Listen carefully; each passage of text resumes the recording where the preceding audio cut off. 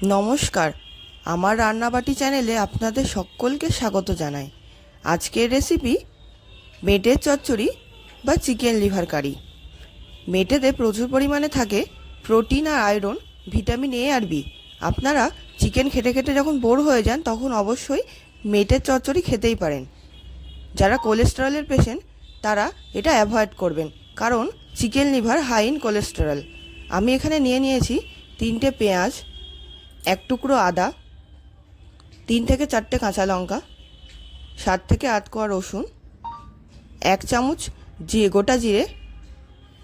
আমি এই সবগুলো দিয়ে পেস্ট করে চিকেন লিভারের মশলাটা বানিয়ে নিলাম।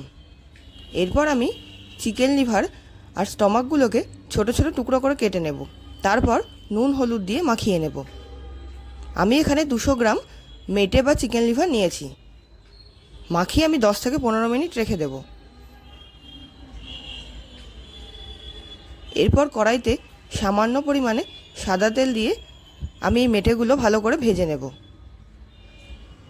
আপনারা এই রেসিপিটি অবশ্যই ট্রাই করবেন, আর কেমন হয়েছে কমেন্ট বক্সে কমেন্ট করে জানাতে ভুলবেন না। মেটেগুলো আমি ধীরে ধীরে লো ফ্লেমে ভেজে নিচ্ছি। যদি আমার ভিডিওটি ভালো লেগে থাকে তাহলে লাইক করবেন, কমেন্ট বক্সে কমেন্ট করে জানাবেন, চ্যানেলটি সাবস্ক্রাইব করতেও ভুলবেন না। মেটেগুলো ভাজা হয়ে গেছে, এবার আমি ধীরে ধীরে মেটেগুলো তুলে নিচ্ছি। এই সেমভাবেই আপনারা মটন লিভারেরও রেসিপি ট্রাই করবেন। এরপর কড়াইতে সামান্য সাদা তেল দিয়ে তার মধ্যে ওই বাটা মশলাটা দিয়ে দিলাম। এবার এর মধ্যে নুন, হলুদ, লঙ্কার গুঁড়ো পরিমাণ মতন দিয়ে দিলাম, আর দিয়ে দিলাম কিছুটা গোলমরিচ গুঁড়ো ফ্লেভারের জন্যে। মশলাটাকে এবার ধীরে ধীরে কষিয়ে নিচ্ছি। মশলাটা সামান্য কষানো হয়ে গেলে আমি এর মধ্যে 1 টেবিল চামচ টমেটো সস দিয়ে দিলাম। আপনারা চাইলে কাঁচা টমেটোরও ব্যবহার করতে পারেন। মশলাটা কষানো হয়ে গেলে আমি ওর মধ্যে আগে থেকে ভেজে রাখা চিকেন লিভার বা মেটেগুলো দিয়ে দিলাম। মেটে দিয়ে মশলাটা ভালো করে কষানো হয়ে গেলে আমি একটু ঢাকা দিয়ে দেব। 4 থেকে 5 মিনিট বাদে ঢাকা তুলে আমি আবার নাড়াচাড়া করে দেব। এরপর আমি আবার কিছুটা কাঁচা ধনেপাতা দিয়ে দিচ্ছি ফ্লেভারের জন্যে। আপনারা চাইলে এটা অ্যাভয়েডও করতে পারেন।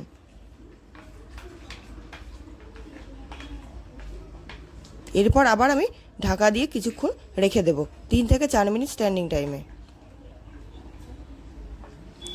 আপনারা রান্নাটা ঢাকা দিয়ে লো ফ্লেমে করবেন, তাহলে মেটেগুলো আর পাকস্থলী বা স্টমাকগুলো খুব ভালোভাবে সেদ্ধ হয়ে যাবে। আমাদের মেটের চচ্চড়ি একদম রেডি। আমি এবার এটাকে সার্ভ করে নিচ্ছি। আপনারা এটা রুটি, পরোটা যে কোনো কিছুর সাথেই ডিনারে বা লাঞ্চে খেতেই পারেন।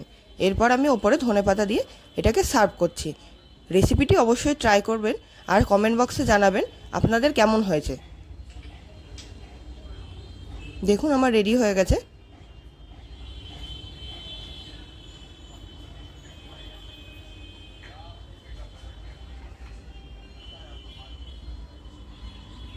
আমি এখানে 200 গ্রাম নিয়েছিলাম। আমার এই ভিডিওটি দেখার জন্য আপনাদের সকলকে অসংখ্য ধন্যবাদ।